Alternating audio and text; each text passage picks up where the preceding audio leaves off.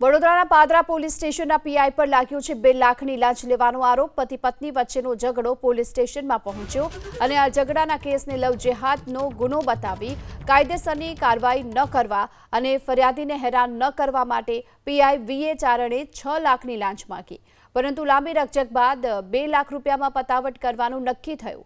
ફરિયાદીનો આરોપ છે વારંવાર ફોન કરી નાણાં માટે દબાણ કરી રહ્યા હતા। ફરિયાદી રૂપિયા આપવા માંગતો ન હોવાથી એસીબીનો સંપર્ક કર્યો। એસીબીએ છટકું ગોઠવી વચેટિયા સાજિદ અલી સૈયદને 2 લાખની લાંચ લેતા રંગે હાથે ઝડપી લીધો, જે બાદ પીઆઈ પણ ફરાર થયો। હાલ તો એસીબીએ વચેટિયાની અટકાયત કરી તપાસનો ધમધમાટ શરૂ કર્યો।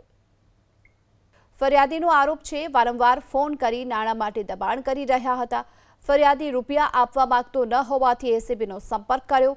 એસીબીએ છટકું ગોઠવી વચેટિયા સાજિદ અલી સૈયદને 2 લાખની લાંચ લેતા રંગે હાથે ઝડપી લીધો, જે બાદ પીઆઈ પણ ફરાર થયો। હાલ તો એસીબીએ વચેટિયાની અટકાયત કરી તપાસનો ધમધમાટ શરૂ કર્યો।